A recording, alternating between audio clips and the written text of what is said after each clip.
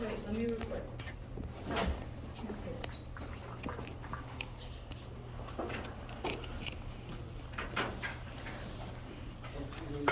Yeah.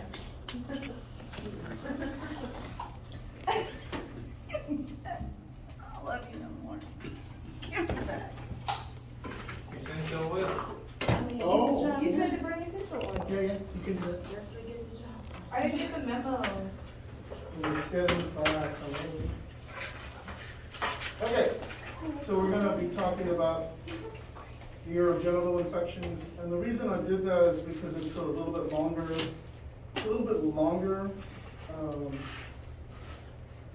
lecture, for the body systems infections as well, because the organ is a little shorter, and the nervous system a little shorter. So I want to get it so that next Thursday we do case studies in class, and that's going to be worth 20 points on the exam. So there's some people not here today, unfortunately, but hopefully they know that if they're not here next Thursday, they're not going to get points for their exam. There's no time to make things up anymore, so if you miss it, you just miss those points. Okay, so be sure you communicate that to people who are missing. Where can I find it? Is it on the genital tract infection? Yeah, is it on the lecture? Yeah. Let me see. Oh, right here. Sorry. So if we think about the urinary system, we know that the major parts of it, of course, are the bladder and the kidneys, and really the opening, which is called the urethra. All those things can be infected, right? So if you have an infection of the urethra, it's called urethritis. If it's an infection of the bladder, it's called cystitis. If you have an infection of the kidneys, it's called pyelonephritis, and it's much more serious. We are very, very aggressive about treating pyelonephritis. Okay. For the male reproductive system, you have the penis, you have the vas, you have the epididymis, you have the prostate. All of those things can be infected. We're really worried about, you can typically take care of the infection, but we're really worried about scarring of the tissue because that can lead to infertility later on in life, right? My age group was specifically, had a lot of problems with infertility, right? So my age group, a lot of people that I knew wanted to have children and then couldn't have children, either the male or the female, because of scarring that had gone on with these infectious agents in either their reproductive system or their urinary system for males, because algal piping is the same. Okay? And so even though we got it treated and we got it taken care of, the scarring still occurs. Some men have low sperm count, women have problems with ovulation, all kinds of different problems. Right? It isn't cold. Because all the different parts of the female reproductive system can be infected, right? Cervix, the fallopian, the ovaries, all those things can be infected. They can have it can develop public inflammatory disease, which then can lead to infertility.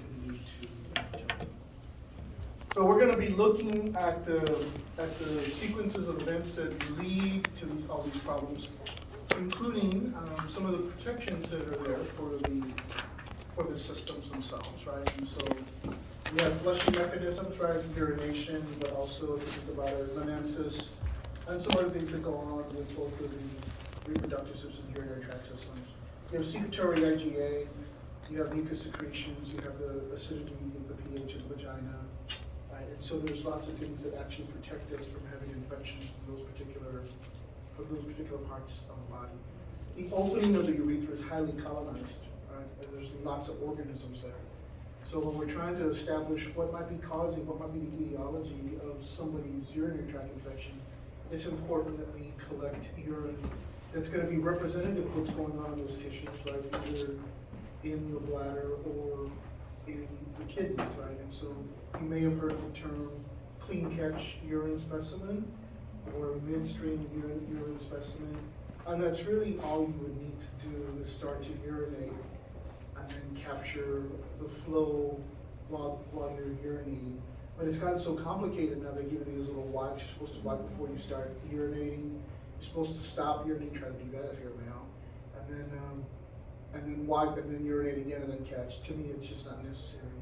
All you have to do is just urinate and then catch your urine specimen midstream. That's all I need. Because if, as a clinician, if we get a specimen that has lots of different organisms, we know that it wasn't collected properly. I mean, to me, as long as you give a person directions about start to urinate for about a few seconds, and then put the cup in and catch the urine, that's all you really need to do. Okay. Usually with the urinary tract infection, we see 1, maybe 2 pathogens. If we start to see 5, 6, or 7 different organisms on there, we know that the organisms are indicative of what's at the opening of the urethra, but not what's causing the infection. Okay? Any questions so far? I have a question. It's kind of off topic, but it's still is. One more time? It's kind of off topic, Okay. but is diarrhea like a flushing mechanism? Uh-huh. Oh, okay. It is. So usually it's viral that you're flushing, but it can be lots of different things. Some people will eat some foods that they're intolerant to. Lactose is probably one of the more common ones, but there's a lot of others. And so you get diarrhea because you're intolerant to it. You don't have the enzyme systems to break them down. So the bacteria that are in the intestines start to break down those food stuff, and then they cause gas and a bunch of other problems, and so you have diarrhea and bloating. Okay. A lot of the microbiota that's there is really important, right? We want it there. It's protective. It helps protect us, right? But if you think about it, if any of that microbiota gets pushed up into the urinary tract, then it can cause a problem. The number one cause, which you should want to know this for the exam, the number one cause of urinary tract infections is E. coli by far. So there are lots of organisms that cause urinary tract infections, but if we look at the statistics over the last 50 years or so, E. coli is by far the most common cause of urinary tract infections. And so when we think about this, there's lots of different ways that organisms can get into the bladder.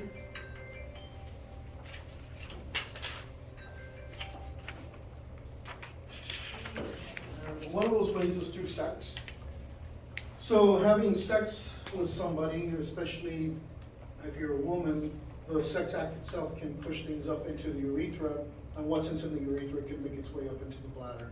We used to have this condition that we called honeymoon cystitis, and that's usually people didn't have sex until after they were married, and then they figured out that once they had sex, this is a lot of fun, there's a lot of cool stuff going on, and they had an abundance of sex, and so therefore, usually the female gets cystitis, right, because of the short distance of the urethra, and also the distance between the opening urethra and the anus itself, right? So ladies, you all were taught very early on to wipe from front to back, so you wouldn't contaminate the opening urethra itself, right? So it becomes problematic when those organisms move up into the bladder because they can move up into your kidneys, and when you have a kidney infection, it can be very serious, right? We treat kidney infections very aggressively because from my perspective and what I've seen is that if you have a kidney infection, if the kidneys stop functioning, the liver will follow pretty quickly, and then the organisms are probably moving into the bloodstream. And if your kidneys go and your liver follows, you have multiple organs dysfunction syndrome, and you're in real trouble. Okay, so this can happen from a urinary tract infection into the kidneys. So we're very aggressive about doing that. Okay. Any questions? All right, so with urinary tract infections, so just think about this. I want you to know the difference between urethritis, cystitis, and pyelonephritis, right? What's causing the infection there? So urethritis is the infection of the urethra, cystitis is the infection of the bladder, and pyelonephritis, sometimes just referred to as nephritis, it's infection of the kidneys themselves, okay? And so if we have cystitis, right, you have pain in the pubic area, frequent urgency to urinate, even though when you go, you void nothing. There's no production of urine. You can have burning sensation when you urinate. That's called dysuria. You can have cloudy urine, which is called proteinuria. And then you can have an orange tinge to the urine, and that's because of the blood that's in the urine itself. That's called hematuria. A lot of times you can't see blood even though it's being released because the damage is being done to the bladder or the kidneys. It's there microscopically, but you can pick that up colorimetrically, or you can pick it up by microscope. Okay? And what I mean by colorimetrically is a urine dipstick test. If anybody never seen those, so I do those twice every other day because of my IAGA nephrology. I monitor the functionality of my kidneys all the time.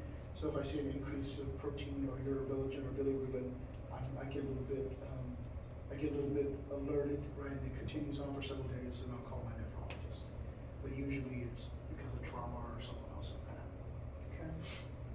Okay. You can also have nausea and fever, and if the infection moves into the kidneys, you can have back pain also, right? Around the flank area. I have an image of cranberries here because cranberries are not only really good at protecting us, they're antioxidant, they're really good at protecting us against cancer, but also there is a compound in cranberry juice or cranberries that is protective for the urinary tract, right? That particular substance is called proanthocyanidin. And what it does is it doesn't allow for the attachment of bacteria to the urinary tract itself. Now there are no scientific studies that say this. There are holistic studies, and there are studies for people who talk about health, blogs, and things like that. But sometimes, if there's enough people saying this thing really works, then probably you ought to listen to them, because anecdotal evidence, there's a plethora of it, that there's something there about it, even though nobody wants to do this for a true scientific methodology, because there's no money in it. If a lot of people are saying this works, then maybe it works, and so maybe you should give it a try. And so part of a good type of juice to be drinking, and instead of drinking soda or something like that, try drinking cranberry juice. I'm not talking about cranberry drink, I'm talking about cranberry juice. Cranberry juice is tart. Huh? How do you make it palatable? Because honestly, It's very like, tart. It's very it's- tart. You can dilute it with water, and that works. You can add something a little sweeter, like strawberries. So you can do things like that, or blueberries, which really tastes good with blueberries, or cucumber. You might not think cucumber and cranberries mix very well, but it tastes very good. Okay? I don't know if you guys have heard or seen this yet, but I drink Gatorade Wednesdays because I play tennis, and I came across pepper and cucumber Oh, yeah. Gatorade. Stop it. And that stuff is delicious. Oh my God, I can't get It's enough. called pepper. But yeah, that's right. It's good. It is. Call it I mean, pepper. my goodness, it's good. I mean, I taste it, I'm like, and then I taste it again, I'm like, wow. And then it's like really good. I'm like, wow, this is excellent stuff. So all these different parts of the urinary tract can be infected, and it can cause a lot of damage. So when I first started out in microbiology, I was working for a company called CPL a long time ago.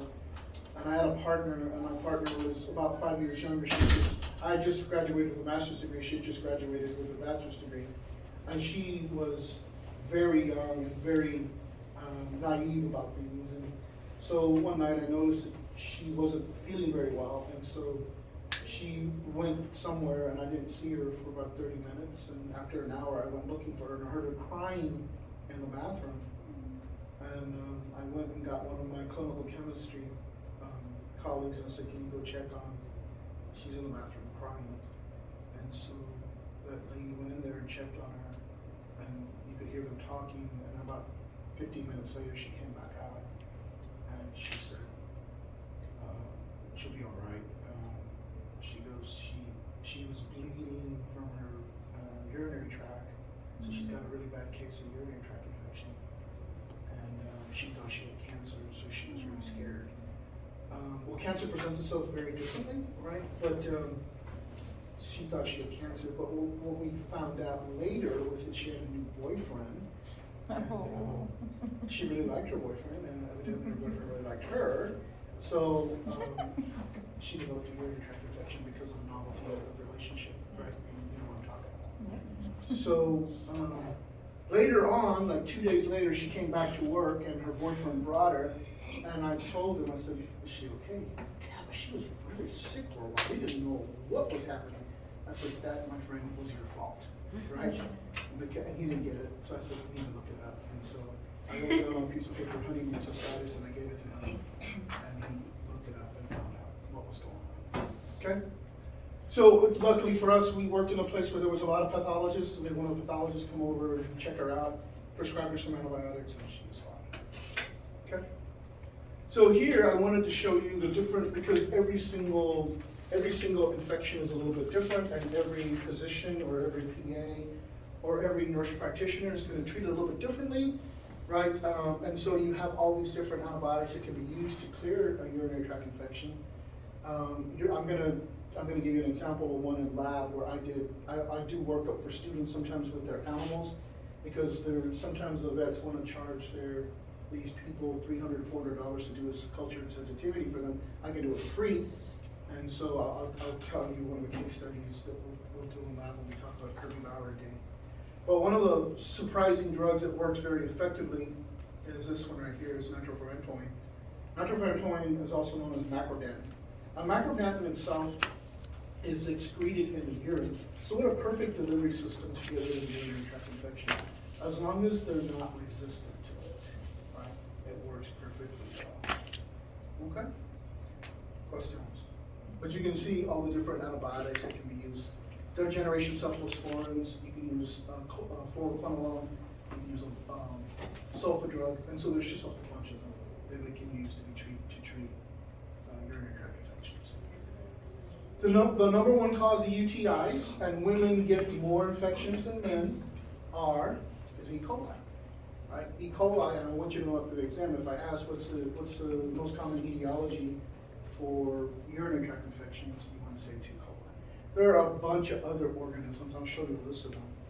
Some of the other more common ones are Staphylococcus saprophyticus and Proteus moralis. Right? We talked about these particular organisms in the lab, and here you can see them as we talk about them, conceptually, as theoretical, as as clinical, because my courses are delivered from my perspective, from my experiences, right?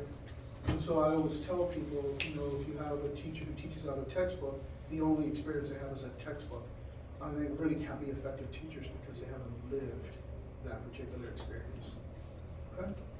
Questions? So you said the women have a higher incident rate of establishing UTIs because there's a shorter tract. Is that what you said? The shorter right? Shorter urethra. Okay, right? That's what I meant. And also the proximal distance from the opening of the urethra to the anus. Okay. That's what I mean. During sex, you can have all that mixing stuff. Are you with me? No idea what you're talking about. Okay, so here, if we look at uncomplicated versus complicated urinary tract infections, uncomplicated just simply means you go to urinary tract, you're at home or whatever, you're doing normal kind of things, right? So you can see the risk factors are female, right? Men get them too, but not very often, but when men get them, we are big babies, right? We can't handle the pain, Gio. Even you, big burly guy like you'd be crumpled over in pain. Women are just like, I have a urinary tract infection, let's go. Right? You can handle it. Older, right? And so one of the things that I will tell you is if you are a caregiver to an older person and they're nice and sweet and loving and all of a sudden they turn into a demon, they cuss and they do all kinds of things, the first thing you should think about is, do they have a urinary tract infection? It changes their disposition completely. We literally have one every week. Yes, Every it's so week. common. My aunt, I lived it with my aunt. She would love on me, she would be very helpful, very thankful I'd come to visit. Yeah. And then one time I came over and she was cussing at the neighbors. And I'm like, Eva, she goes, leave me alone.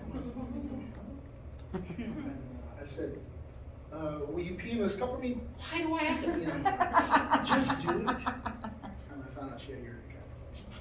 So you can see that 75% of all the urinary tract infections are UPEC. UPEC stands for urinary pathogenic E. coli. But also you can see Klebsiella, Staphylococcus saprophyticus, Enterococcus species, group B streptococci, Proteus moralis, Pseudomonas aeruginosa, Staphylococcus aureus, Candida, right? The only fungus on here is Candida. So this is pretty remarkable, right? I took this out of Nature Reviews. Sometimes when I'm reading things and I find something really, really wonderful, I make an image of it and I put it in my lectures because it really puts things into perspective for people, that it's just not some short brown guy sitting in front of the class talking about stuff. These are things that are published, right? I get my stuff from my experiences, but also the things I read. Yep. What's the difference between uncomplicated and complicated? It's a beautiful question. Um, Complicated urinary tract infections, you have an indwelling medical device. You have a Foley. You have some other problem that's going on with urinary tract infection, like What did you call it, a Foley? a Foley. Foley? What's a Foley? It's inserted into the urethra to Oh, expel It's a urine. catheter. It's a urinary catheter. So, I don't. Do people still call it Foleys? I mean, Yes. Yeah, they do. Yes. So I mean, so you're learning something, right? Yeah. So and then they're sized by French, right? French is the diameter of what they are, and so there's some really small Foleys for kiddos, and there's some really large ones. Yeah. But So what was it again? The complicated is, they have an indwelling medical device, like a catheter. okay. Okay, they're immunosuppressed. Another risk factor. Oh, They have urinary tract abnormalities, right? So some people are born with just a very small urethra. And so things take a long time to get out. As we get older, especially if we're men, our prostate gets bigger, and so therefore we have a harder time voiding. And we might void and think we're all done, and then 30 minutes later, God, I gotta void again. And you just, it's a constant thing, right? And so what I recommend for that is, if you need it, and maybe you should start taking an Algeo so you have no problems, but is a combination of saw palmetto and Phygeum. You can take that, and that really takes care of your prostate. Okay? Again, I think, okay, I think that the best medicine is a combination of Eastern and Western medicine. And with Eastern medicine, it's really all about the pharmaceuticals. But with Western medicine, it's really all about the manipulation of the body, the using herbs and plants and things like that to make yourself a more healthy individual. Don't you have it like backwards? What's that? Don't you have it backwards? Eastern is the more like holistic kind of thing, and Western is Well, but they don't think of it that way. So I think of it that way as more holistic. They think of it as more natural. using right? the herbs and everything? Okay. So I believe in cupping, I believe in body manipulation, Yeah, I believe in massage, I believe in acupuncture, acupressure, all those things. I have them all done. That sounds like, I want to do that. I think it's pretty cool. Maybe You not done for it before, everybody, Jessica? but I think they work. You've done it What before? was the I'm a licensed Candida massage therapist. Oh, STP is the only one? SPP? So Let's find SPP No, means, that's the only one. it's the only fungus, it's the Oh, only okay, yeast, that's fine. it's the only yeast. I have a question. Yeah. I know it's like a little off topic, but it's kind of within. I had a resident one time. He actually, I don't know what it was, that his body was like in shock or something, or his urinary tract was, but like he had to urinate, and like the nurse had to give him the okay to do so. Like, he's like, I have to go. You know what I mean? And I'm like, oh, I have to go check with the nurse. I've never heard of that. Really? They made him hold it until a certain amount of time. I've never heard of that before. Oh, no? Anybody else heard anything like that before? Well, I know that we like locked one of our residents out of their room so that way we could, and like filled them up with fluids so that way we could catch his bare feet, but. I don't know if it's because they were trying to get him on a schedule or something, but I was like, what the heck? So I'm sorry, I've just never heard of anything like that. Oh, no, you're fine. I mean, I've heard a lot of crazy things. Okay. So if we look at the differences, so if you have a complicated urinary tract infection, you're typically gonna be in a hospital, right? So if you look at the differences in the epidemiology of the organisms that are causing the infections, right? So you see that E. coli goes down by about 10%, but the things that go up are the ones that are really more dangerous, right? Because you have Klebsiella pneumoniae, and Klebsiella pneumoniae is very drug resistant. It has a capsule, right? Then you see Enterococcus play a much bigger role, right? 6% increase, and then you also see Candida albicans having a much larger presence, right? So Up 5% with complicated urinary tract infections. would that be considered a yeast infection, or that's still considered a? Well, so It would be considered a yeast infection, but it's a urinary yeast infection. So is it going inside the urethra? Yes. Okay. It's in the bladder at least. Oh, wow. Okay. Any other questions? Okay, so let's go on and talk about leptospiria. Now, leptospiria is an infectious agent that is associated with urinary tract of other animals, and they release it through their urine and their feces. And so we can pick these things up from the environment. So this is an environmental contaminant that can cause problems in us. A lot of times, the animals will urinate or defecate in nature, and then that defecate and that urine make it into the waterways. And when people go swimming into the waterways, or when they are gardening and things like that, they can pick up the infection. And usually it's on the skin that we have infections of leptospiria, but other places also, right? So I don't know why little kids are attracted to floodwaters, but they are. And so I think I told you I have a creek running in my backyard. And 2 years ago, Harvey, that creek was so high, it was like a raging river. And there were people kayaking down the river and then down my creek. My creek is the creek is on my property. So I told them, I said, you know, you're on private property. You should stop doing that. I said, because the creek is going to take a dive about 15 feet over there, and your kayak's going to have a really big problem navigating that. But they were with their father, and their father kind of cussed me out and said, you don't own this property. I said, actually I do. This property is mine all the way up to there. I said, so you're trespassing. He says, but you don't own the water. I said, that's true, I don't own the water. He said, because he knew the rules. He said, so if a creek is navigable, I can be on it. I said, okay, that's true. I said, just be careful with that drop over there, right? So he was teaching his kids to really be obstinate, really to be very, very hard to deal with. All because, you know, he wanted to kayak down this area, right? So I don't know, they went down that creek and I don't know what happened after that. But it's an amazing thing. Karma. To me, there's about 100,000 things that can kill you in that creek, right? Not only snakes and rocks and things like that, but lots of bacteria and other things also. One of them is leptospiria, right? So here you can see there's leptospiria that's cause infections of the hands, of the eyes, and it's a lot of times it's associated with these little guys here, right? And they're everywhere. But so I think I told you that when I was in undergraduate school, I had 3 jobs. I stocked groceries full time. I worked at a bookstore and I taught labs and did research for one of the professors I was working for. That's how I got through school, 3 jobs. And I would stock groceries late at night, and I would always see, I don't care what grocery store you work at, even if you work at the cleanest, most beautiful grocery store, you have mice.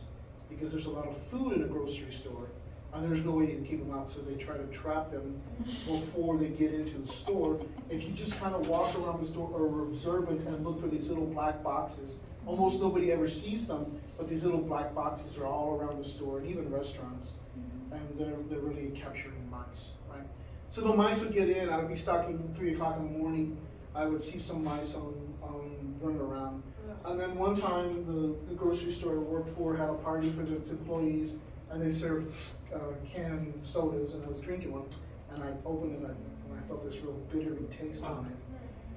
What it was feces and urine from mice that they had drinking. So I don't really drink out of cans anymore because of this incident. So it's not safe drinking with No, it's perfectly safe, but you need to clean that before.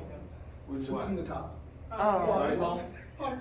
No, water. Water? Just That's water. fine. You don't want to use Lysol before you put your lips on it. Yeah. Water is fine? Just water's fine. Yeah, it's soluble in water. Just wash it. Do soap. I personally have selected not to do that, right? So I have a cup, and if I have a canned drink, I'll clean the lid, pop the lid, pour it in the cup, and then put some ice in it. That's the way I do it. It's because you want the bacteria, right? I don't like that. I can still, right now, my mouth is salivating because I remember what happened the last time I did that, right? There's all this. But, so you just have to be really careful, okay? My family drinks canned drinks all the time. I've got them cleaning the tops of the cans now, but I'm not gonna do it. Just So, and you know, I've gone the other way, chestinator, is that I just simply use the same Cut cut over and over or, again. you know, whatever, for months until it falls apart. Here is the infectious agent called leptospirea.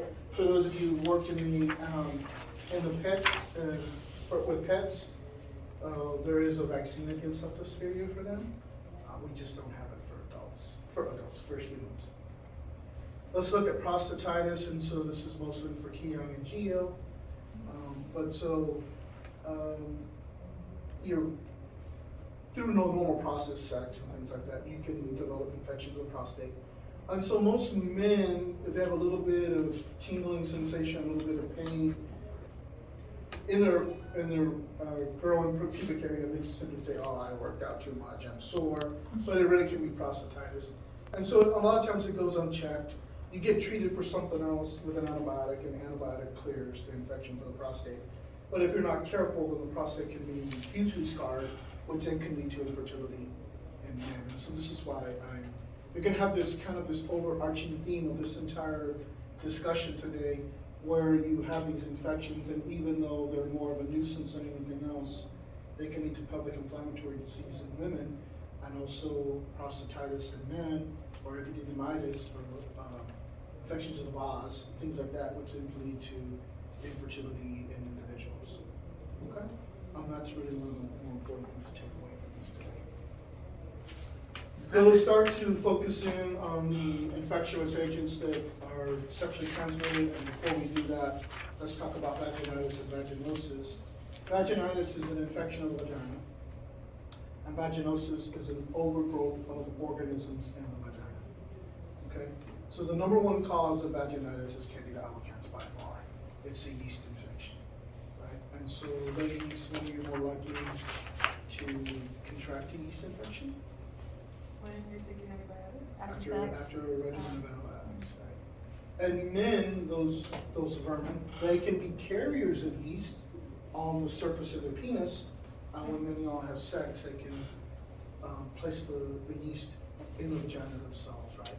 And so remember, if you think about just the sex act itself, it can be pretty violent, right? Because there can be some tissue damage during that process.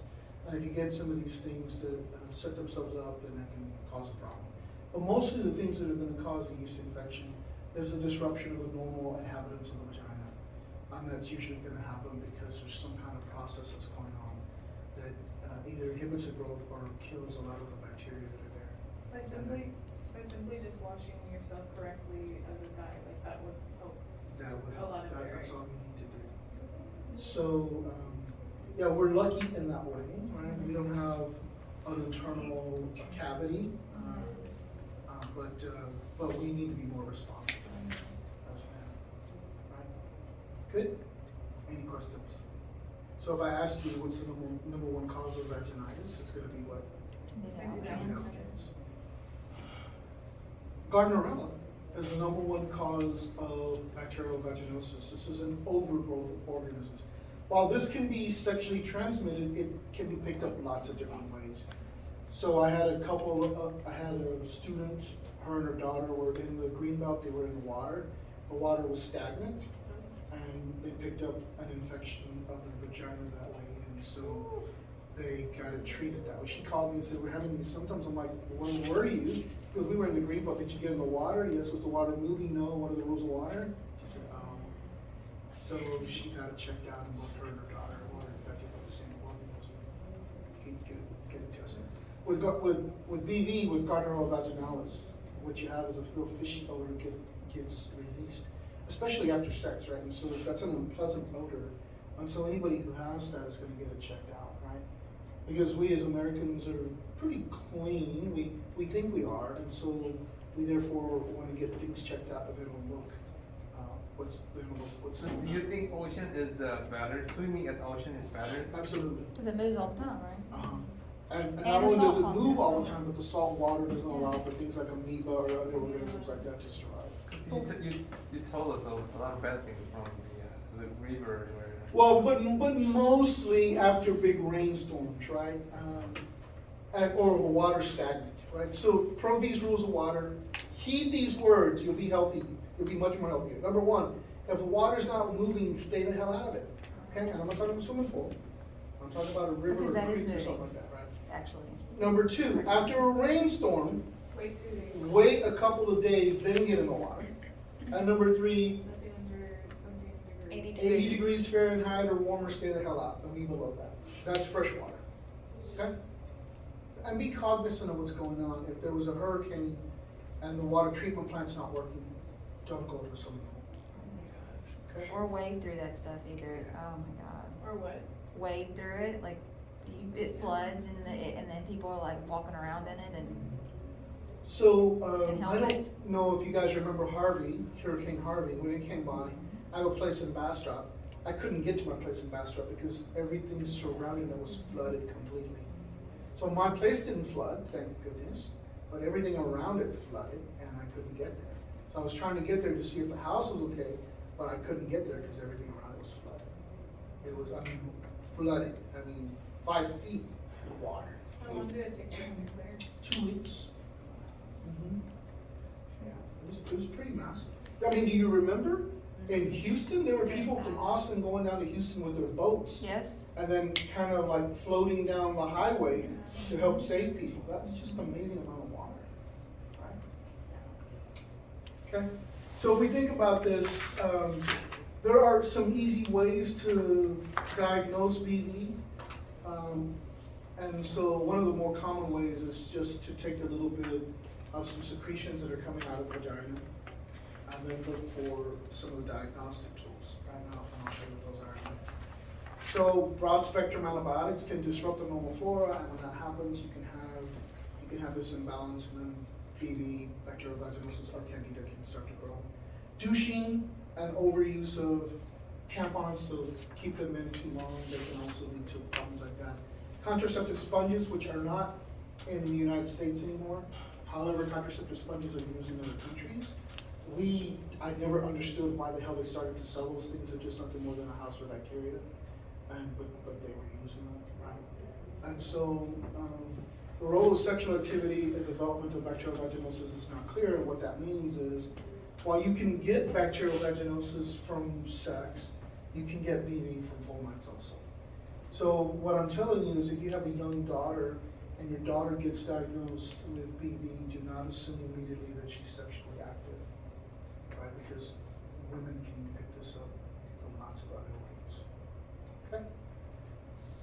So multiple sex partners is kind of a risk factor, right? And that's a big thing right now, right? I can't believe some of the articles I'm reading about some high schools around the area where what they found out is that there are individuals in the high school who are joining these groups, and they get admitted by committee, and if they get admitted by committee, only these people have parties together, but then only these people can have sex with each other and nobody else. And they all go get tested together at once. High schoolers. Yeah. I'm glad I got Yeah, that never happened when I was in high school. Never happened. Okay?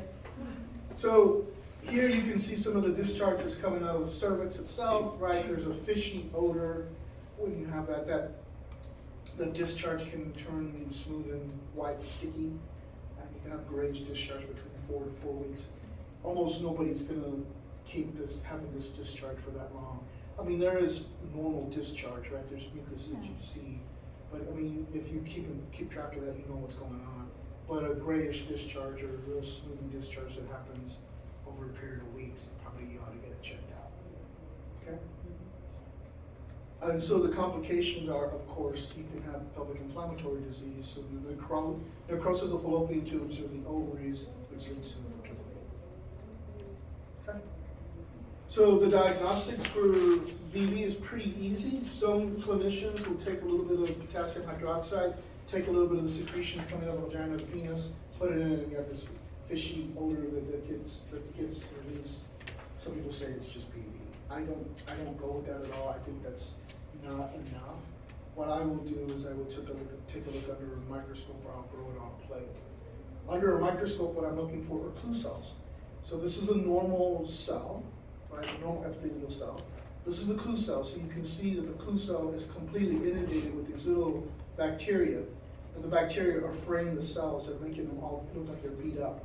Here's a gram stain, so you can see normal cells, but here you can see the clue cell, and you can see those little bitty tiny gram-positive rods that are attacking the cell itself and attaching to the cell, making that cell. That's a clue cell.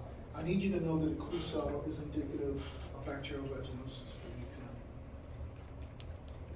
UTI. Okay? Any questions? So treatment is really by either, if you need to, it's usually self-limiting, but if you need to get it treated, it's with the administration of metronidazole or clindamycin, and it'll take care of it really quickly. Clindamycin is so effective, right? After just one dose, you feel much better. Right? It's a really good drug. And metronidazole is my hero of antibiotics. They can be used for lots of different things. Douching should be avoided. Now, douching is not a big deal anymore. But when I was in the 90s, when I was at the grocery store, working on my undergraduate degree, I was in charge of aisles 3 and 4. 3 were health and beauty aids. I still don't know why they put me in charge of that. I have no idea. The other, aisle 4 was dog and cat food. I knew that really well. But the health and beauty aids, I sold a lot of douches during that time. A bunch. I couldn't keep them on shelves. I would like buy 5 extra cases and keep them in the back room, and my boss said, "Why are you buying this extra inventory?" I said, "Yeah, you watch it, buddy. I'm gonna make money for this store on aisle 3, right?" And sure enough, I would sell a lot of douches. I knew what I was doing. Okay. If we look at the cervix, right, and we're looking at the cervix and we see this little creamy discharge, that's yeast, right? That's Candida albicans. If we haven't talked about this yet, but if we look at the cervix and we see these little lesions on the cervix, that's called strawberry cervix, and that's indicative of trichomonas. And then if we look, huh? When we were going over. Yeah, I was like, I've heard that before. And then if we look at the cervix and we see this kind of yellowish discharge that has a real fishy odor, then that's BV. Okay? Any questions about vaginitis or vaginosis? What's my time, Justin? 11:24. 11:24? And you need prescriptions to take them away? You For can't, which one? all of them? You need mostly all For of the them? most part, yes. Okay. A lot of times BV can be self-limiting, it just goes away. Okay, and then, is that why sometimes people, like women that go untreated, is that how it turns into cancer cells when they do a pap smear? Isn't that HPV? That's HPV. Oh. We'll talk about that one in a minute, Oh, okay. okay? Good. There are some, so the sequelae that can happen from a lot of these organisms is infertility. Okay? So we're gonna look at sexually transmitted infections as three different categories: discharge diseases, ulcer diseases, and wart disease. Yes, ma'am? So BV, does that one cause the infertility as well, though, even though your It body can. gets rid of it? It can. Oh, okay. So if you, I mean, I don't know, I'm not a female, but, you know, I mean, to me, if you have discharge, and the discharge, you've never seen it before, you ought to get it checked out. Right? And you know your body more than anybody, better than anybody else. Okay? All right, let's talk about trichomonas. So, asymptomatic infections occur in about 50% of all people. Right? Some of them experience long-term negative effects. Pelvic inflammatory disease, prostatitis, leading to infertility. So in the World Health Organization, it's estimated that there's 108, the incidence of trichomoniasis is about 180 million. But in North America, if we take the lower end of the range, 5 to 8 million, 5 million people, so half of those are asymptomatic. 2.5 million people are walking around with trichomoniasis and not know they have it. Right? So that's important. This is what it looks like when it's stained, right? So these are the little cells, and these little purple things are the trichomoniasis. Yes? Oh, I'm sorry, I was stretching. So the organism is anaerobic, and so because it's anaerobic, there's a little bit more gas, there's a little bit more frothiness to the discharge. Again, if you see a purulent discharge pus containing that's frothy, that's not normal, you're gonna go get it checked out, right? Yeah. So we just need to be real careful about what's going on. Men themselves have been known to kind of spread it around with their partners. I'll spread everything Oh, else. yeah, so, you know, if you know a player, you might want to stay away from a player, okay? Because there could be some trouble brewing, right? But a lot of times women are asymptomatic also, although women are much more reserved, right? And so if you look at the statistics about how many sexual partners a male has had during the years of 18 to about 30, they average about 8, where women average about 2 or 3. Right, so there's a lot of difference about partners, right? And Gio's looking at me like, you don't be talking about all this stuff right now, Proby, okay? So you said 8 partners from 18 to 30, that's it? Could be more, but that's on the average. Really? It seems like you know some of these players, right? My roommate was a player, right, in college, and I stopped counting at 40. That's what I'm saying. No, I like there's people out there, like I have friends, like guy friends who, like they make it a game within each other, like. Oh, Yeah, I don't know about that, but you know, it's so. Yeah, it's true. So again, if we think that there is a sexually transmitted infection, all I need is just a little bit of exudate from either the penis or the vagina, and I can tell you what's going on. Usually, all I have to do is look in a microscope, and I can tell a lot what's going on with a microscope, especially with something like trichomoniasis. So the drug of choice for, and you know, I'm not going to ask you about the drug of choice, but the drug of choice is metronidazole, my hero drug, right? But what we do understand about trichomoniasis is not only can you have problems with it, PID, you know, damage to the reproductive system, but also what we know is that individuals who contract trichomoniasis are much more likely to be HIV positive. So therefore, when you have a case of trichomoniasis, you should also ask the patient if you could test for HIV. Okay? And the other thing is women who have had trichomoniasis deliver low birth weight infants. And low birth weight infants, although we have great healthcare here, in other countries, low birth weight infants, a lot of them do not live, right? And so it's an important thing to think about, that these things are happening out there. Okay? So, if we think about this again, I'm going to be the first one to tell you that people cannot contract a sexually transmitted infection from a toilet. But there have been From a what? But from a When toilet. AIDS came out, it was a big thing. People were freaking out. I know it. It was. But no. So first of all, my women friends that I had in college would all tell me that if they went to the bathroom in public, they would not sit on the toilet, they would hover, right? It's not that big a problem for males, right? But also there have been some journals that have published articles about fomites playing a role in the dissemination and transmission of trichomoniasis. Mostly swimming suits, right? So women who shared swimming suits. I don't know why they would do that, but that's kind of what we've seen in the literature, but it's pretty rare, but not from toilets. Okay. So even Yeah. if you flush and you're sitting on the toilet, One more time? so even if you flush and you're sitting on the toilet and like the air comes back up? Don't do that. Yeah, no, I So know. flush before you sit, okay? Yeah, but, But what- can that happen? I mean, I don't know. Angela, I don't know. Look, those are things I don't worry about. Well, it's because I worry, you know. I know, well, so, my wife will do everything she can do not to go in a public toilet. Yeah, I know. So she goes, okay, we have to go home, like, we just got here. She doesn't have to go to the bathroom. I'm like, we just got here. Yeah. She goes, let's take it to go. Okay. But she don't want to go to a public toilet. It scares me. Yeah. Yeah, and so that's okay. But go before you leave. Because I was reminded, You gotta go potty? You go Go potty. pee before we leave. That's like having a kid right there. It's the same. all right, let's talk about gonorrhea.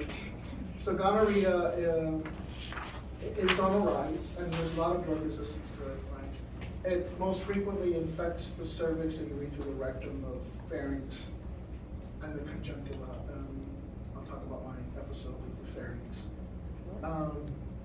And so if you think about this, look at the epidemiology of the infectious agent, right? So high school kiddos, college, you go crazy, and you get married, you start to have kids, comes down.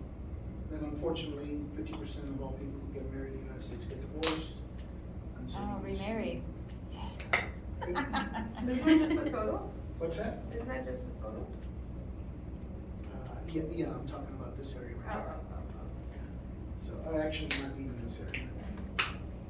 So you can see that the male is kind of the culprit of the whole thing. Right? Yeah, exactly. So if we think about this, right, gonorrhea itself is a sexually transmitted infection. It's a common one. It's not the most common one. It's a common one. You know, if it's in the penis, you're gonna know it right away. And so men are very in tune with what's going on. Women are too, but men especially, right? And so if you start to have this exudate, this purulent coming out of the head of the penis, you're gonna go get it checked out. Okay? And a lot of times, if you do a gram stain, what you'll see all these neutrophils, and you'll see these gram-negative diplococci. Right? So here, we will clean that off, and we have these little specialized little applicators that look like a little brush. We stick that inside the penis, and we get some sample. That doesn't feel really good, does it? Huh? That's not real comfortable, is it? No. It's That- super, that- it's like super That intense, enough right? is a deterrent Right. for not picking up gonorrhea, for Right. sure. Yeah, and chlamydia. So now I'll give you my story about what happened on my third day of my professional life. I was working for a lab, I'm not gonna tell you which one. I was working for a lab. Jump in. No, I'm not gonna tell you which one. I'm not gonna tell you which one. So listen, I was working in a lab, and my boss said, "Can you go and help the patient in room whatever?" They think that the little girl's got strep throat. So I went back there. Go take. Hold on, I haven't told finish the story yet. So they said, "Go check it out and get a swab from back of the door." So I looked back there. I said, "This does not look like strep throat." So I went ahead and got a little bit of swab, put it in the Clary Blair. That's a transport, you know, all that is. Went back, did a gram stain. I found a bunch of neutrophils, and I found Gonorrhea? gram-negative diplococci. I'm like, this can't be right. I'll try it again. Same thing. So I had one of my colleagues. I said, "Can you do a gram stain of this? Because I'm getting this really weird result." And then she did it, and she says, "You know what this looks like?" I said, "Well, it looks like gonorrhea." She goes, "That's exactly what it looks like." And I said, "Oh my God." It hit me. And I said, "This little girl's being molested." So I went and I started to tell the physician, I said, "We need to call the police and call CPS." And my manager heard me, and he came back there and he pulled me and he said, "I got to talk to you." So the doctor said, "Well, hold on a minute." And they all pulled me in, and I was telling the story. I think this little girl's being molested. We need to call CPS. And my manager said, "You can't say things like that." I said, "But the data is telling me exactly what I know." I said, the little girl's being molested. I said, there's no other way how this little girl could get this organism back her throat. And my manager said, "Okay, you need to go home." I'm like, "I'm not gonna go home." "Look," I said, "I'll calm down, but don't send me home. I wanna stay." And so he left me in that room to, I don't know, cool down or whatever. I was mad. How old And was so, how old was the little girl? 6 maybe? she? Oh, So the doc went in and started to try to get some information from the guy, who we found out was his uncle. Oh my God. Well, where are you from? You know, well, I'm visiting here, so I'm going to give you the address to her parents. And so that's what he never gave any information about himself. And so he was a little bit nervous at that point. I knew I was right at that point when he started, because the doc came back. He's acting a little bit nervous. I'm like, "Call CPS." And my manager looked at me and said, "Don't call CPS. I'll calm down." But so my manager said, "You're not going to work this up anymore." I said, it's my case, I'm gonna work it up. He said, okay, who's the boss? I'm like, don't work it up. So he gave it to my colleague. My colleague the next day pulled me aside and said, you were right, it's gonna be. And I said, I told you, we had the guy So here. why did they call CPS or call the police? Because if I'm wrong, we can be sued big time, right? So the hospital getting sued was more important It was a than- clinic, it wasn't a What, hospital. okay, the clinic So, you worked but at we then was called more CPS concerned. and we called the law, and they went to the parents' house, and they were gonna take the little girl away, but it wasn't the parents' fault. And CPS, at this point, CPS sometimes jumps to these conclusions and really overdoes it because they're trying to protect the kids. At this point, they were listening to them, and the parents said, we don't know anything about, he's my brother, one of us is my brother, but he doesn't live in places very long, and he moved because he said he had an interview someplace else, but he didn't tell us where he was going. He knew I was onto him, right? But he left, and I don't know if they found him or not, because at that point, the lab gets cut off. We don't get to have any, you don't have to, and there was no way they were gonna put me on the stand, right? There's no way. But we, I don't know what happened, but I've had several cases like that where I knew there was foul play going on, but I couldn't prove it right then and there. This must have been years ago, huh? Huh? That must have been years ago, because It was- nowadays it it's. was- I thought you were supposed to call immediately if there's any. It's really, so it was my third day as a professional. Okay, so it wasn't, Did you see her face? It was a long time ago. Yes, Angela, did you have a question? Oh, I was just gonna say, why couldn't you call afterward? Cause can't anyone call CPS? Couldn't you just say to keep my name out of it? I signed, when you get hired by one of these places, I sign a fiduciary. I signed a legal document that basically says that what I learn from patients is a secret, and I cannot share that with That's like anybody. HIPAA or? It's exactly HIPAA now, but some companies even go further than that. Oh. Right, and you basically sign that you're not gonna ever tell anything you find out about anything when you're working with these individuals. It was really serious when I worked for J&J, right?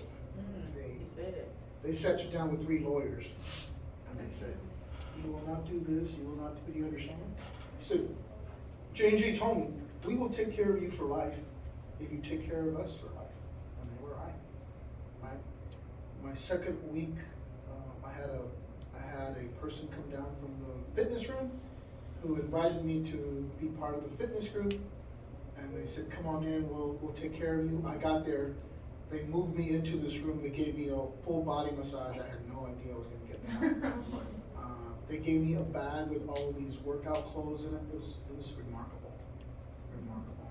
They fed you for free at J&J. I have a question. Did their talc powder really cause No. cancer? No? But they're not willing to fight it. They fought one of them because it was so absurd, and that became precedent. But they're not gonna fight all these people because it's negative publicity, so they'll just settle out of court. Right? And they will say, we didn't do anything, but they'll settle out of court. Right? This is the way it is, unfortunately. Okay, questions? All right, this is neonate gonorrhea. So I think I told you when we were talking about infectious agents before that a lot of times when newborns are born, you put a little bit of erythromycin ointment or solution in their eyes. Some places use silver nitrate. And that's so that if there's any bacteria, that they're not going to manifest themselves and begin to cause an infection, because we don't want kiddos to come down with damaged eyes, right? Also, you can have fallopian tubes being affected, and so this is an ectopic pregnancy, where the pregnancy happens in a fallopian tube, right? Usually, the fertilization happens in the fallopian tube, but then it gets placed into the uterus, and there is where the baby develops. But here, you can see that the baby's in the fallopian tube, and that's not a good thing. So that can happen even if you're not on birth control? Yes. They can. Okay. Chlamydia, to me, is the most common of all sexually transmitted infections, right? And so it's the great mimicker, it looks like everything else. For a long time, we weren't even tracking it. I can remember early 90s going to the infirmary of Texas State and went in for allergies. And so the physician came back in and said, we'd like to test you for chlamydia. I'm like, I'm here for allergies. But chlamydia was so rampant on the college that they were trying to test everybody, right? Anybody could let them. And so this is free. I said, okay, fine, do it. So, but it's amazing, right? And so it presents itself in different ways, right? It can cause cervicitis in women. Non-gonococcal arthritis is what it used to be caused in men, and it can go onto the prostate or the epididymis, right? And it can cause pelvic inflammatory disease, ectopic pregnancy, tubal infertility, and really in men it's low sperm count, right? And so there's a whole bunch of problems that can happen because of this. And with the neonates, it can cause pneumonia or conjunctivitis if it gets in the lungs or the eyes. So here's a bunch of different parts of the body that chlamydia as a group can infect: the eyes, the genitalia, both male and female, the respiratory tract, and then it can lead to other chronic diseases like atherosclerosis, coronary disease, stroke, mostly because of clotting and things like that. Yes? My kitten, so with cats, like they have, it's conjunctivitis, chlamydia, but it's literally like an eye, it's not the way. It's one of the more common causes of conjunctivitis, and you can get it through the environmental exposure. Yeah, so like, well, we don't think she has it anymore, well, we don't think she had it after all, but if we ever were to see like the symptoms present again, like, do we bring in her eye boogers to you? Or what do you want from her? I would probably give you a swab to bring it in if Okay. that happens, okay? Okay. Yeah, because cats are notoriously not very friendly when they're being poked or prodded. Yeah. They're not like dogs like, what are you doing to me? I'm gonna sit here anyway and look cute, but I don't like what you're doing. Cats are like, you're not gonna even touch me, are you? Yeah, so kind of like that. Do you have to know that? You sure? No. Oh. So the significance is, what you need to know is that chlamydia is an intracellular parasite. It can't produce its own ATP, so it has to steal ATP from the cells that it's infecting, right? And so it's very interesting to look at the epidemiology of chlamydia.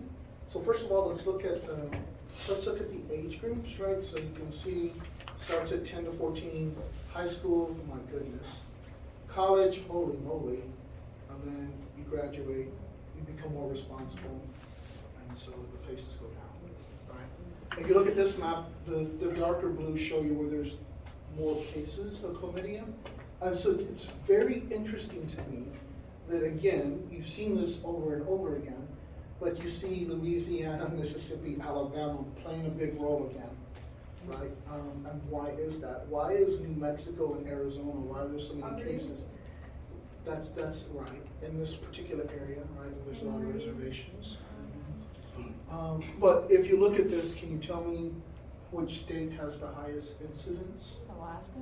Alaska, which is very interesting to me. Well, there's right? less people there. There is less Right? people there. There's one female for every male. And I had about, right before the pandemic hit, I had a person who was from Alaska who moved down here. And she said, in Alaska, she said, I can say that that's true. She said, because in Alaska, you have these role-playing games that you have, cosplay, whatever. Mm-hmm. You know what I'm talking about? Well, they become real, and people meet up with their avatars. They show up as Sunshine or whatever, and they just have casual sex with each Oh other. my god. And so there was this chlamydia was being, all in this group of individuals, right? And she said, in Alaska, the men would never ask me out because I was smart, and they were afraid of me. And she said, well, when I got here to Austin, in my first week I was here, I got asked out by 4 different guys. And she said, and that's really cool. I like that. But she said that in Alaska, she said the men are so weird that they have this, you can look this up when you have time. They have this calendar that's entitled, if you're a woman in Alaska, the odds are really great that you're gonna find a man. But the goods are weird, or the goods are bad, or something like that. So the men are Your not that great, options, right? right. So, Yeah. You so got your lots of options are your not that options great. suck. But you have really good options, right? So, you have a lot of options, they're just not like it.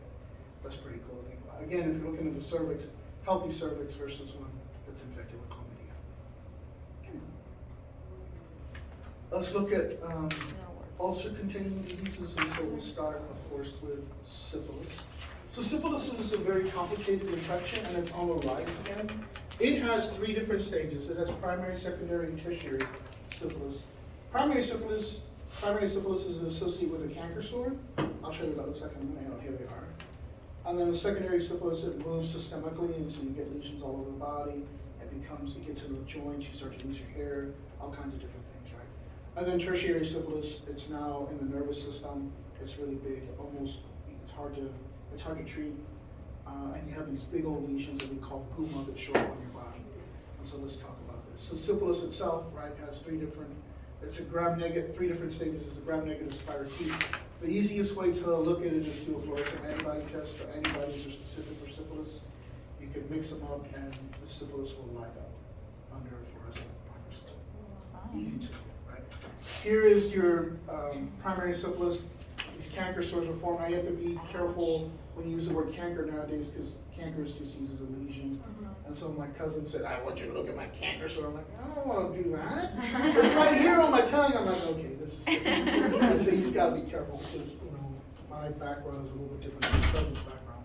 And so when they say they have a canker sore, it's different than So it was associated, canker sores were associated with the syphilis? true pronunciation is a shanker. Shanker? But nobody says it's canker. Okay. What is? It's a shanker. It's a lesion that's associated with syphilis. Good. This is secondary syphilis, so you can see that you have lesions all over the body, and your hair starts to fall out. Right? It moves into the joints, right? Into the liver. It can cause all kinds of problems, and eventually becomes neuropathic. And when it becomes neuropathic, it's very hard. This is tertiary syphilis. These are called guma. So if you think about kind of some of the publications that have been published about parts of the body falling off, and it being leprosy doesn't really make sense, but syphilis does, because syphilis, there's a lot of damage that happens to the body. Almost nobody gets to the tertiary state anymore, right? Because, I mean, again, we're American. If something start happening to Americans, we go to the doctor right away.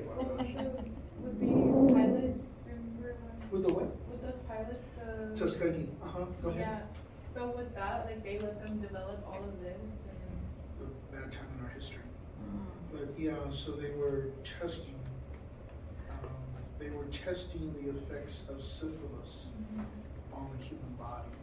And they were telling people who were infected with syphilis that they were giving them an antibiotic for it, that they were giving them vitamin C instead. So the story is out there for sure, and it happened. It's a bad time in our history. And so you can see why the Black and the Hispanic population just don't trust the medicine, because of all these stories that have happened in the past. And First Native people were even worse. I mean, think about it. We wanted, the colonists wanted their land, and so they couldn't beat them in war, so what did they do? They destroyed their food source. They killed all the buffalo. And you can look this up, I mean, you can see stacks and stacks of buffalo skulls, where people just started shooting buffalo for no reason. So how do we as care providers, like, establish, like. Trust. It's about trust. The Hispanic population, I can speak for them, I'm number one. With the Hispanic population, if they trust you, they will do whatever you say, right? So, my family's much like that, right? They trust me, but they trust my Aunt Chema a lot more. She's a curandera. So whatever I say, they look at Chema and she says, no, let's do it this way, and they're gonna do what she says. Okay? So it's an important thing about how that happens, right? It can be congenital problems, right? So if you have syphilis during some of the major developmental periods of gestation, right? So you can develop Hutchinson teeth, which the teeth become bifurcated. You can see kind of the U-shaped here with the teeth themselves.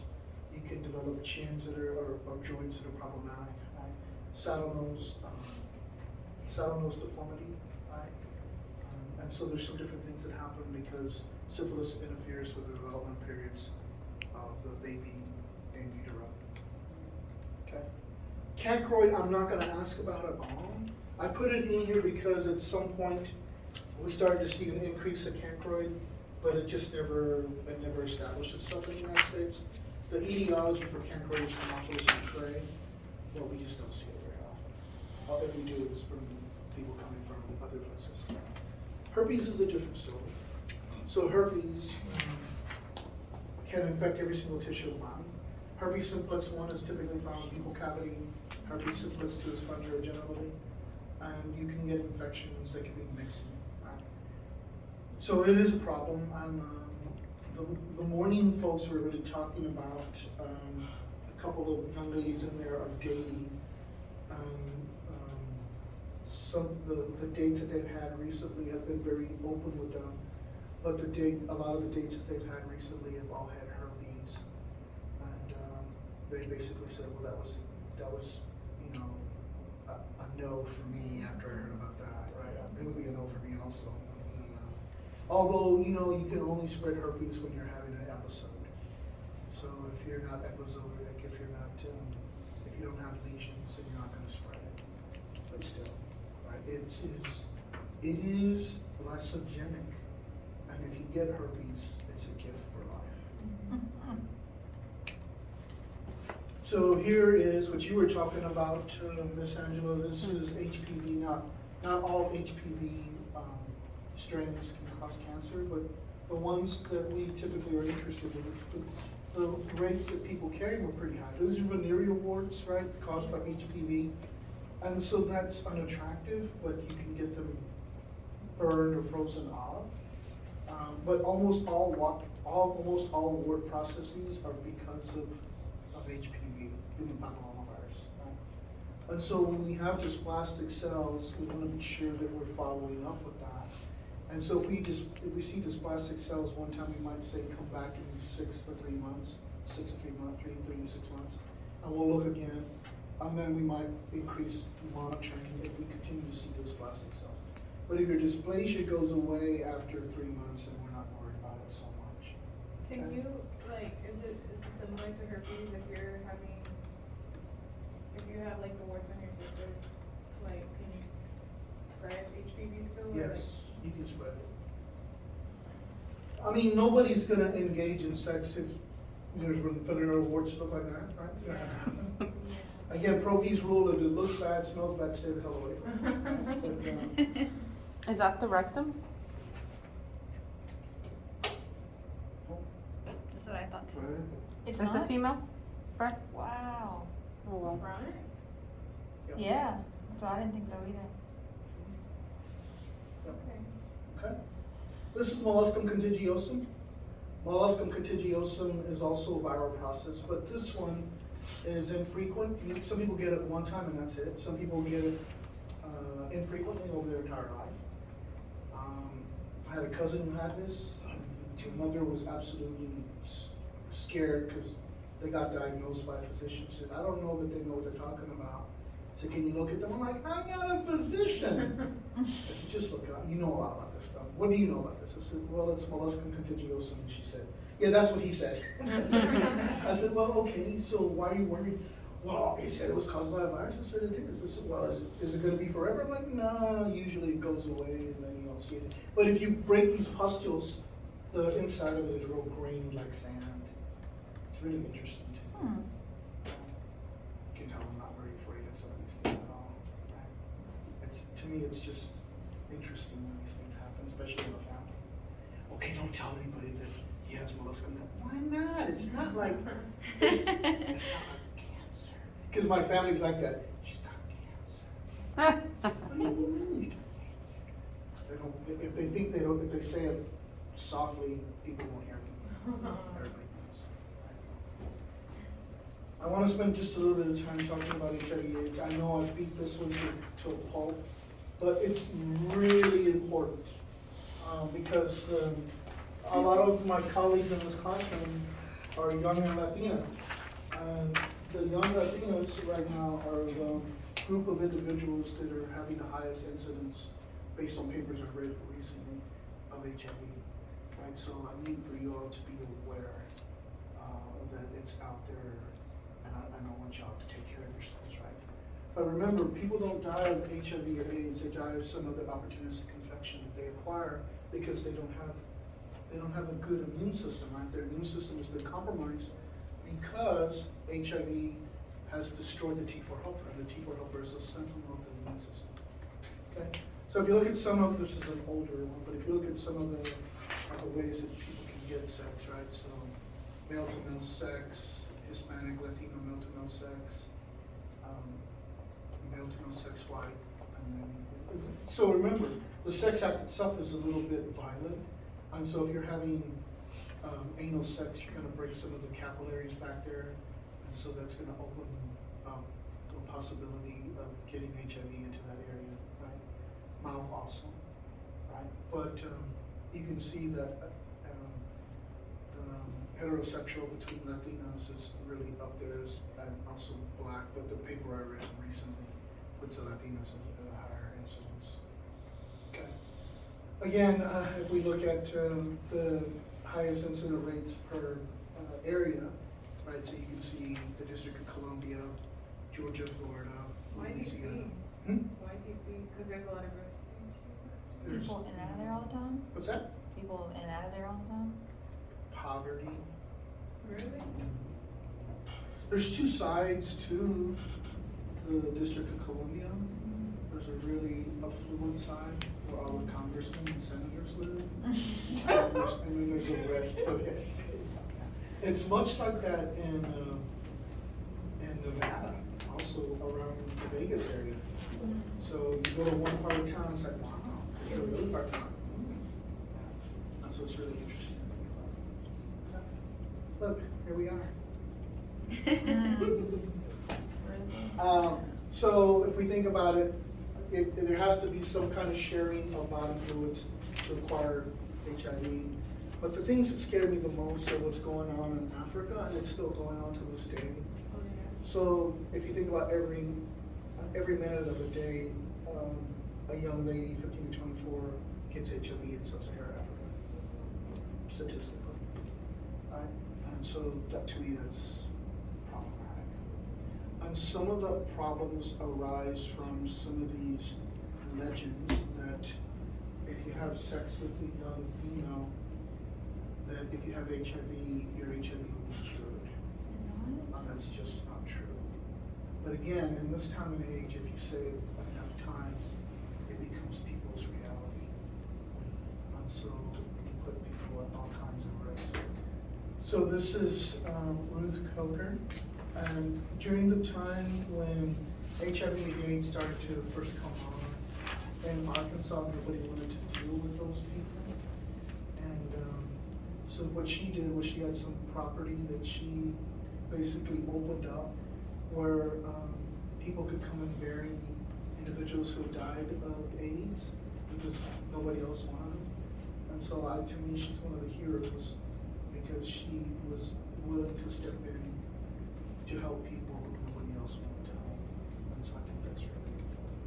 So I just kind of say hello to her.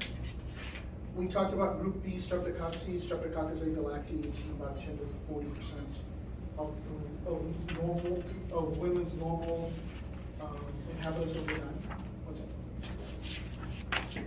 We're gonna finish because I'm gonna take up some more time. We just have to finish. So if we think about that, we want to be sure that we screen for this and treat for it because if not, then the babies as they come out of birth canal, they can experience blood infections or pneumonia or meningitis. We don't want that to happen. there have been cases in West Texas, this is Crane High School, where there were over 300 students who came down with chlamydia. At this particular, there's a lot of them around here, but that school only talked about abstinence. And so if you only show them how not to have sex, They're gonna find all the ways. they're gonna find out how to do it, and they're going to learn from people who don't know what the hell they're talking about.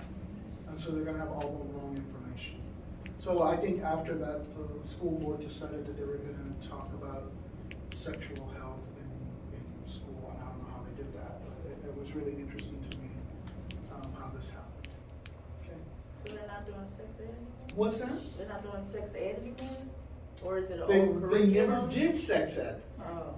but now they're supposed to be starting, I don't know if they're going to. Sometimes they say things just to make the media go away, right, and I don't know where they're going. I just always thought they were doing it. I didn't know when they stopped. So did I tell you the story when I got asked to go to a high school and talk about sexually transmitted infections? I took a presentation like this. The principal met me as I came in. They said, do you have any materials that you're gonna share with the students? I said, yes, I need to look at it. And so he and the nurse looked at it and said, oh no, you can't show them this. They said, so you can answer questions, but only if one of us doesn't answer it before you. So I'm like, what do you mean? Well, I knew exactly what they mean when I started asking questions, because anything they asked, the principal or the nurse would answer so that they weren't encouraging people to have sex. Right? So, I just said, why did you invite me if you're not gonna let me say anything? In Coachella in 2019, and also at Stagecoach, there was a huge outbreak of herpes. And so over 11,000 people came down with herpes simplex 1. I don't think it was, and I don't know, I didn't follow up, I don't know what's going on, but I don't think it's that they all acquired herpes at this one time, maybe some of them did, but I think herpes was in them, and they were out in the hot sun all day long, and that's a stress, and it just made herpes show up. Okay? So if we look at all of the different infectious agents that are sexually transmitted, almost all of them are on the rise. And even if you look at syphilis, it's ticking up again. And so you can see now we weren't really following HIV or chlamydia until the 80s, right? But then we started following them, and you can see their cases have been meteoric. They've just gone crazy. And so it's unfortunate. Ladies, men are very irresponsible. Sorry, Gio and Keon, but they are. So if you want to protect yourself, it's up to you to carry your own condoms. This is a female condom, but there are also male condoms, and you can carry those in your purse. If you're going to engage in activity with somebody else, extra-family activity, it should be no glove, no love, because you want to protect yourself. So you should be clowning around with your sexual health, with sexual partners. There's an increasing thing. Remember Proby's rules: if it looks bad or smells bad, stay the hell away from it. Any questions? Don't go anywhere. We're not leaving yet. So you may have. Let's see my email. We are going to have a case study exam. Now? Right now. No. Why not? I'm scared. Why are you scared? Have I ever done anything back to you ever Oh my once? God. No, not right now. Look, Keon, it's okay. That was a practice one. This is the practice. Oh, I saw it online. I was thinking, okay. Here, pass them back that way. So the case studies. Sorry. You were like, I meant to give y'all this one. Listen up, do not miss that day. If you miss that day or are late, you're going to miss the practical, and you're gonna miss 20 points from the exam 5. The Thursday before this exam. The Thursday, Next Thursday. next Thursday. Okay, no, So next the Thursday. No, I mean, like, this Thursday is. Not, okay. A week from Thursday.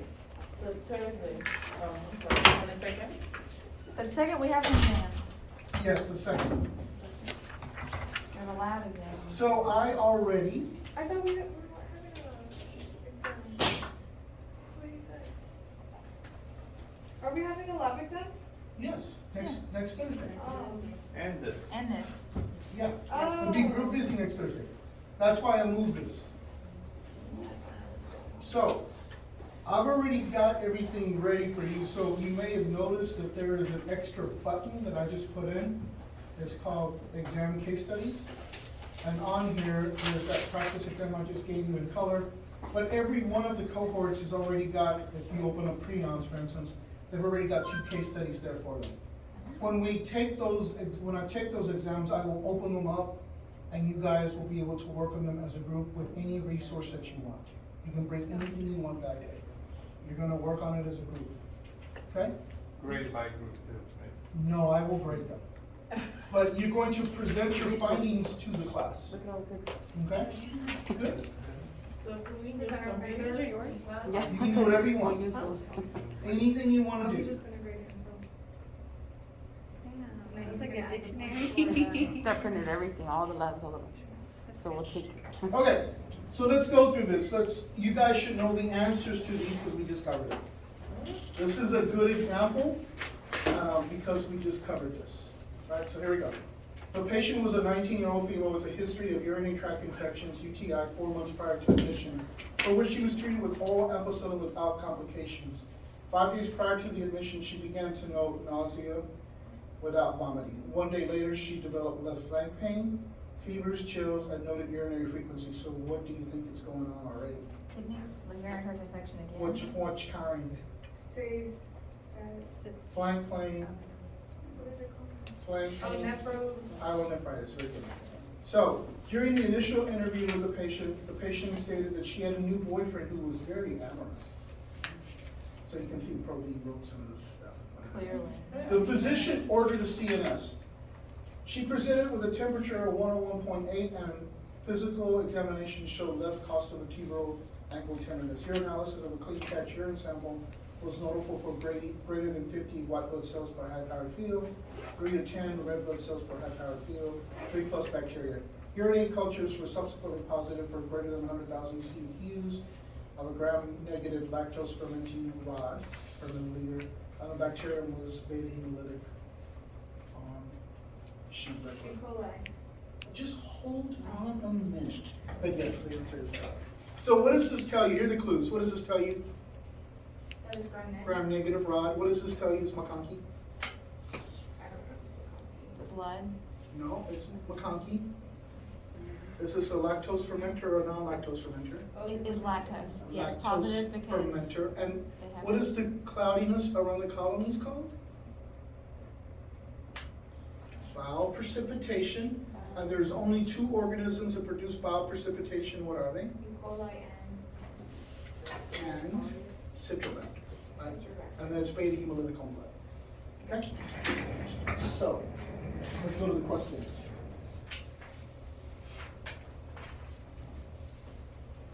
What do the urinalysis indicate? Pyelonephritis. A urinary tract infection or pyelonephritis, right? Explain your answer. What's the clues? Both either clinical or physical. Left flank pain. Left flank pains and the, pain. you have white blood cells, you have red blood cells, you have bacteria in the urine. Right? Those are all indications. The bacterium responsible infection was the most common cause of the urinary tract. What's the pathogen? E. coli. E. coli. The urinary isolate was indole positive. And how does this help in your identification? So you may have missed this, but when we're talking about the indole test, I said that 99.9% of all E. coli are indole positive. It is a marker for E. coli. You could look that up though. What are the urinary tract infections? Why are urinary tract infections more frequent in women than in men?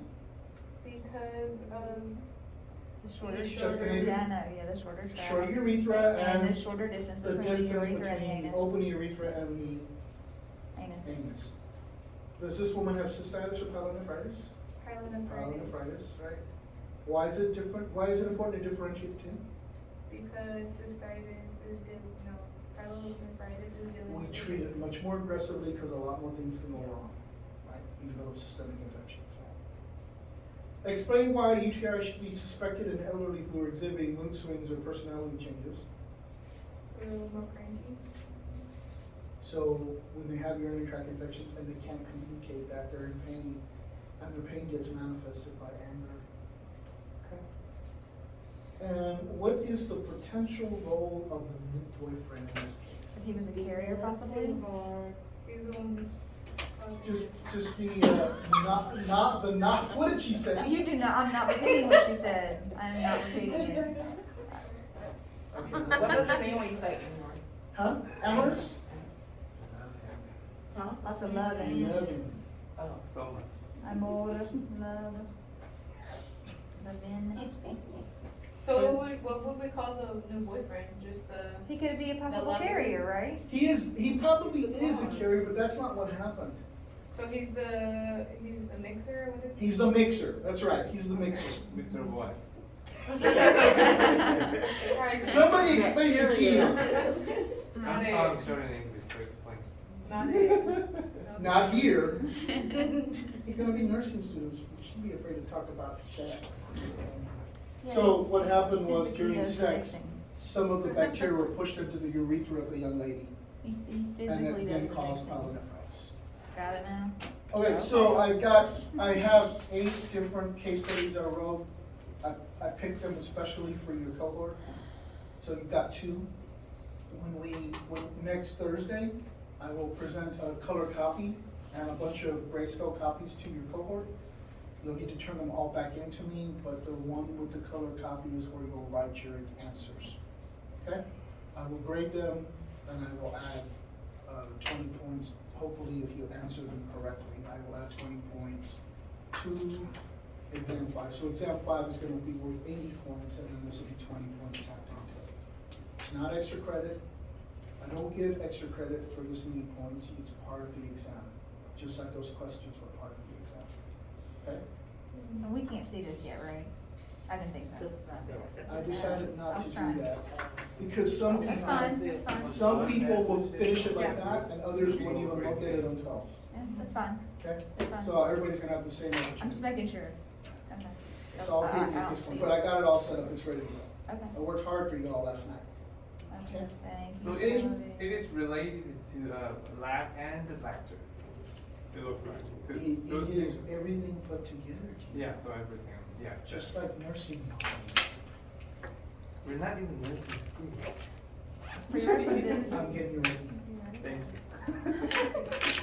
But I'll tell you what, you've been to engineering school, and that's harder than nursing school, so you should have a. Right. Different. Me Oh. and Kiara are gonna be besties in nursing school. Who you and Keanu be in Yeah. business? You already best. Or- Anybody else have questions? So what time is it? Just maybe? 12:15. Oh my God. Yeah. You don't.